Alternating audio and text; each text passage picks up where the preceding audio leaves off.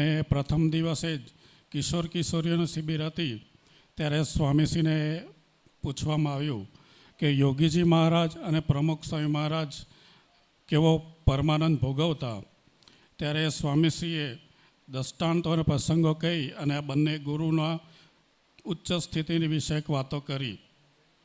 તેનો સાર એટલો જ હતો કે ગમે તેવા સુખ દુઃખ કે અપમાન પ્રસંગો બને, પોતાની સગવડ કે વ્યવસ્થા ન સચવાય છતાં તેઓ વિચલિત નહોતા થતા અને અખંડ આનંદમાં રહેતા અને દરેક પરિસ્થિતિને ભગવાનની ઈચ્છતા સમજતા. જ્યારે સંતોએ પૂછ્યું, સ્વામીશ્રીને પૂછ્યું કે સ્વામી આપ કેવો પરમાનંદ ભોગવો છો તે જણાવો, ત્યારે સ્વામીશ્રીએ કીધું કે અમે તો જ્યાં જઈએ ત્યાં હારતોરા થાય, વખાણ થાય છે, સન્માન થાય છે. હજુ એવો કોઈ દુઃખી કરનારો પ્રસંગ બન્યો નથી. જ્યારે બનશે ત્યારે અમે જોઈશું. સ્વામીશ્રીએ તો આ વાક્ય ઉચ્ચાર્યા, પણ હકીકતમાં પરિસ્થિતિ અલગ હતી. કારણ કે જ્યારે મહંત સ્વામી ગુરુપદે નહોતા એ પહેલાં પણ સ્વામીશ્રીનું વિચરણ એવું અથાક અને એમ કહેવાય ને કે પરિશ્રમ ભરેલું હતું. છતાં પણ મહંત સ્વામી મહારાજ આ વાત છુપાવી દીધી અને પછી વડીલ સંતો તરત કહેવા લાગ્યા કે સ્વામી આપના જીવનમાં તો પ્રસંગો ઘણા બનેલા છે અને પરંતુ સ્વામી આ પ્રસંગો નહોતા કહેવા માગતા, કારણ કે એ એમની આવી બ્રાહ્મી સ્થિતિ હતી. હજુ આ પ્રસંગ વાતચીત થઈ ત્યાર પછી તારીખ 20/3/2018 રોજ એ જ રિસોર્ટમાં જ્યાં સ્વામીનો ઉતારો હતો ત્યાં જ એક પ્રસંગ બન્યો કે શિબિરમાં લાભ આપવા સ્વામીશ્રીને જવાનું હતું. એટલે સ્વામીશ્રી લિફ્ટમાં દાખલ થયા ત્યારે લિફ્ટમાં તેમની સાથે બીજા 5 સંતો હતા અને જેવા લિફ્ટમાં દાખલ થયા એટલે લિફ્ટ પ્રવેશતા દરવાજો બંધ થયો અને પહેલા માળની ચાપ દાબી. પણ ચાપ દાબીને 1 મિનિટ થઈ ગઈ તો ખ્યાલ ના આવે કે લિફ્ટ ચાલે છે કે ઊભી છે.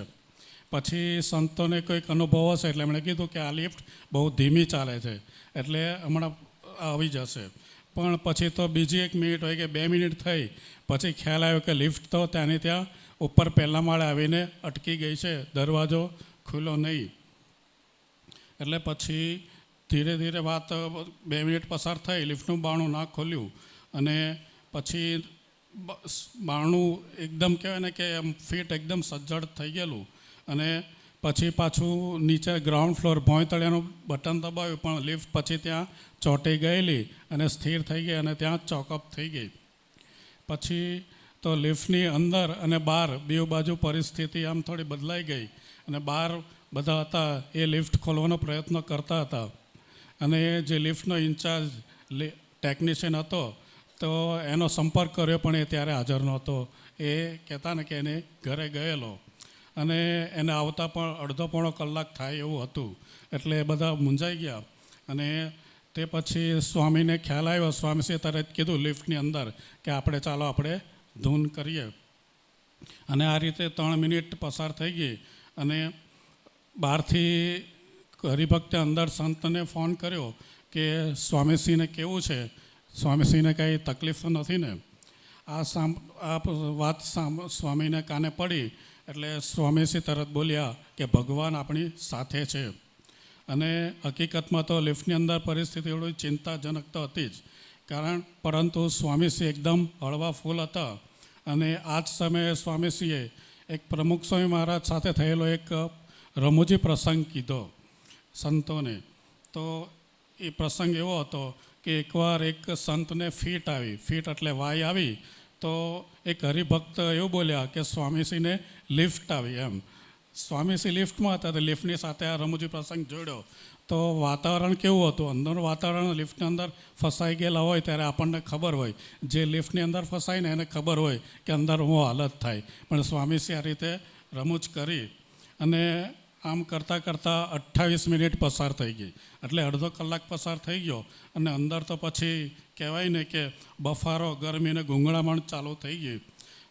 સંતોએ આજુબાજુ લિફ્ટની અંદર તપાસ કરી પણ ક્યાંયથી હવા જવર થાય, હવા પાસ થાય એવી કોઈ શક્યતા હતી નહીં. અને પછી બહાર એવું નક્કી કરવામાં આવ્યું કે આપણે હવે ફાયર બ્રિગેડને બોલાવીએ, અને ફાયર બ્રિગેડને કોલ કર્યો અને ફાયર બ્રિગેડ આવી પણ ગઈ. એટલામાં જ તો પાછો પેલો જે ટેકનિશિયન હતો એ પણ આવી ગયો, અને એણે પોતાની ચાવી વડે લિફ્ટનો દરવાજો ખોલ્યો, અને લિફ્ટના દરવાજા ખોલ્યા એટલે ત્યાં સુધીમાં 41 મિનિટ પસાર થઈ ગયેલી. હવે આ સમયે સ્વામી જેવા લિફ્ટની બહાર આવ્યા તો સૌએ આમ હર્ષથી ઉલ્લાસમાં આવી ગયા, અને સ્વામીશ્રીને તરત એક ખુલ્લી હવામાં લોબીમાં લઈ ગયા, અને ડૉક્ટરે તપાસ કરી, કારણ કે પ્રેશરને બધું ચેક કરવું પડે કે પરિસ્થિતિ એવી થઈ ગયેલી. પણ જ્યારે સ્વામીશ્રીને તપાસ કરીને તો જે સાનુકૂળ પરિસ્થિતિમાં જેવું માણસનું ટેમ્પરેચર, હૃદયના ધબકારા, પલ્સ એ બધું નોર્મલ હોય એનાથી સ્વામીશ્રીના વધારે સારા હતા. મતલબ કે જે અંદરની પરિસ્થિતિ હતી ફસાયેલા, એની સ્વામીશ્રી પર કોઈ અસર થયેલી નહીં. એટલે પછી સ્વામીશ્રી તરત પાછા બોલ્યા કે જે થયું તે ભગવાનની ઈચ્છાથી થયું, અને આપણું ટેસ્ટિંગ થઈ ગયું. ટેસ્ટિંગ એટલે આમ તો સ્વામી આપણી સ્થિરતા કેવી છે એનું ટેસ્ટિંગ થઈ ગયું, સ્વામીશ્રીનો કહેવાનો ભાવ થાય તો. સ્વામીશ્રી એવા મર્મ બોલ્યા કે આપણો બધાનો જે સંપ હતો એની ટેસ્ટિંગ થયું, પણ હરિભક્તો સંતો એવું તરત સમજી લઈ ગયા કે આ સ્વામીશ્રીની આ જે સ્થિતિ છે ને, સ્થિત પ્રજ્ઞ સ્થિતિ, એનું સ્વામીશ્રી આપણને દર્શન કરાવ્યું. અને પછી જતાં જતાં સ્વામીશ્રીએ હરિભક્તોને બોલાવીને જે આ રિસોર્ટના મેનેજર હતા એમને કોઈ મળવા જાઓ તો એને તમે છે ને એક કામ સાહજિક વાતાવરણથી વાત કરજો, એની પર કોઈ ગુસ્સો ના કરતા. એટલે કહેવાય ને કે પરિસ્થિતિ કોઈ પણ હોય પણ તેઓ વર્તન સારું રાખતા, સદવર્તન રાખતા, અને સ્વામીશ્રી આ રીતે આ પરીક્ષામાં કહેવાય ને કે 100% પાસે ઉતરણી થયેલા જણાય. આવી જ રીતે કલકત્તામાં સ્વામીશ્રી 23/4/2017 રોજ બપોરે 12 વાગે એરપોર્ટ પર પધાર્યા વિમાનમાં.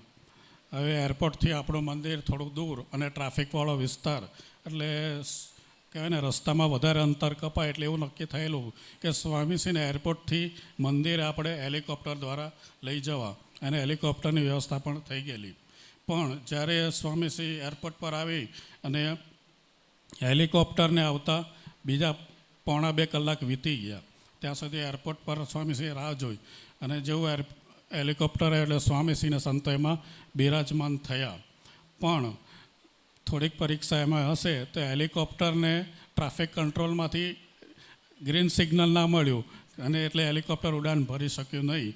અને એમ કરતાં કરતાં કહેવાય ને કે બીજા ઘણો સમય નીકળી ગયો, અને હેલિકોપ્ટરને ઉડવાની પરવાનગી આવી નહીં. અને પછી તો એવું નક્કી થયું કે હવે આપણે પાછા બાય રોડ જ જતા રહીએ. તો એવામાં પાછું એવો પ્રશ્ન આવ્યો કે કોઈને સ્વામીશ્રીને અને સંતોને ત્યાંથી બહાર નીકળવાની પરમિશન મળી નહીં તરત. પછી પાછી પરમિશન મળી, એમાં પણ થોડો સમય વધારે પસાર થઈ ગયો, અને પછી સ્વામીથી છેલ્લે એરપોર્ટથી મંદિરે બાય રોડ જ નીકળ્યા. પણ આ બધું કરતાં કરતાં સ્વામીશ્રીના બપોરનો ભોજનનો અને આરામનો સમય બધો નીકળી ગયો. તો આવી પરિસ્થિતિમાં પણ સ્વામીશ્રી બિલકુલ અકળાયા નહીં, અને સ્વામીશ્રી તરત જ આ રીતે આ વાત કરતા સ્વામીશ્રી બોલ્યા કે આપણે કોઈ પણ પર દ્વેષ ન રાખવો, અને ભલે એ આપણા પર રાખે. મહારાજે કહ્યું છે ને, સાધુને તો કોઈ ગાળો દે, મારે તો એ સ્વામું ન બોલવું, તેનું હિત ઈચ્છું. અને છેલ્લે સ્વામીશ્રીએ જતાં જતાં સંતોને વાત કરી કે આપણે જે હેલિકોપ્ટરનું જે ભાડું નક્કી કર્યું છે ને એ આપણે ચૂકવી દેજો પાછું. હકીકતમાં તો હેલિકોપ્ટરનો ઉપયોગ તો કર્યો જ નહોતો, અને એમાં આપણી કોઈ ભૂલ નહોતી, પણ છતાં પણ સ્વામીશ્રી આવી રીતે આજ્ઞા કરી. અને તો આવી સ્થિરતા, બુદ્ધિની સ્થિરતા આવી રીતે ક્યાં બીજા કોનામાં જોવા મળે. બીજું તારીખ 10/8/2017 રોજ સ્વામીશ્રી લોસ એન્જલિસમાં બિરાજમાન હતા, અને વાતમાં સ્વામીશ્રીએ બોલી ઉઠ્યા કે અમે તો ક્યારેય દુઃખી થતા જ નથી, એટલે કોઈ પરિસ્થિતિ અમને દુઃખી કરી શકતી નથી. એટલે એકવાર સ્વામીશ્રી એ તારીખ 12/7/2017 રોજ શિકાગોમાં બિરાજમાન હતા, અને એક નિષ્ણાત ડૉક્ટરે સ્વામીશ્રીની તપાસ કરી, અને તેમણે એક દવા સૂચવી કે આ દવા લેવાથી સ્વામીશ્રીને ખૂબ જ સારું રહેશે અને સ્વામીશ્રી એકદમ હેપી રહેશે. તો સ્વામીશ્રી તરત બોલ્યા કે અમારે તો કે આત્મબળથી બધું ચાલે છે. એટલે સ્વામીશ્રીને આ વાત સાંભળીને ડૉક્ટર કે બોલી ઉઠ્યા કે આપ તો ખૂબ જ મજબૂત છો, બાકી આવું દર્દ સહન કરવાનું ખૂબ મુશ્કેલ હોય છે અને આ દર્દ વધતા લોકોને તમે રડતા પણ જોયેલા છે. પણ સ્વામીશ્રી એ પરિસ્થિતિમાં એકદમ સ્થિર હતા. આમ આત્મા અને પરમાત્માના બળે કાર્ય કરતા હોવાનો સ્વામીશ્રીનો આ સ્થિતિ સહજ અને કાયમી દેખાય છે. આવી સ્થિત પગના ગુરુવારીને વધાવવા તારીખ 1/3/2020 રોજ સંતો ભક્તોએ સ્વામીશ્રીની આણંદમાં સાકરતુલા ગોઠવેલી.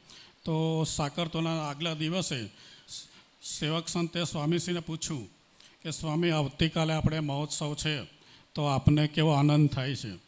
તો સ્વામીશ્રી તરત બોલ્યા, અમને તો આનંદય નથી અને દુઃખે નથી, ઉદાસીનતા પણ નથી. આમ સ્વામીશ્રીએ જણાવ્યું. એટલે સ્વામીશ્રીની આ સુખ અને દુઃખની ઉપરની સ્થિતિ આપણને દેખાય.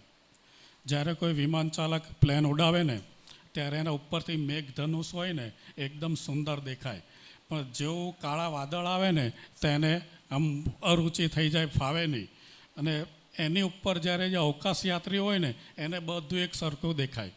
તો સ્વામીશ્રીની સ્થિતિ આવી ઉચ્ચ કોટીની કે એમને દરેક પ્રસંગોમાં સ્થિરતા દેખાય. તો સ્વામીશ્રી આ રીતે માન અપમાન, હર્ષ ઉલ્લાસ, શારીરિક તકલીફો, સમજણ અસમજણ, જાણી બૂજીને થયેલા અપમાનો અને વિચરણની આડમારી દરેક પ્રસંગોએ એમની સ્થિતિ આપણને એકબંધ જોવા મળે. જ્યારે 2003ની વાત કરીએ તો સ્વામીશ્રી ગુરુપદે નહોતા ત્યારે પેસિફિક કન્ટ્રીઝની સ્વામીશ્રીનું વિચરણ ગોઠવાયેલું, પણ એ વિચરણ ગોઠવાયું ત્યારે મોહન સ્વામી તો લંડન હતા.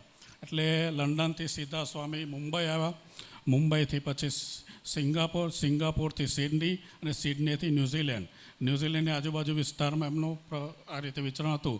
તો એ સમયગાળામાં સતત 6 દિવસ નીકળી ગયેલા આ રીતે ટ્રાવેલિંગમાં અને હવાઈ મુસાફરીમાં.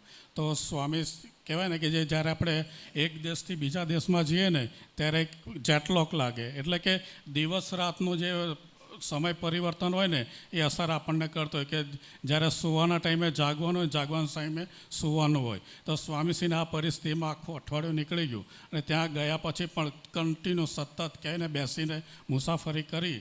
તો સ્વામીશ્રીના પગ, ત્યારે સ્વામીશ્રી એક સાદી સ્લીપર પહેરતા, તો સ્લીપર પહેરે ને સ્વામીશ્રીના પગમાં એટલો સોજો હતો કે સ્લીપર બેસી અને કેમ આપણને કોઈ વીંટી ફસાઈને કેમ ફસાઈ જાય ને કાઢવી પડે એવી રીતે સ્લીપરની પટ્ટી ઉચકીને સ્વામી આ રીતે સ્લીપર કાઢતા ને કરતા.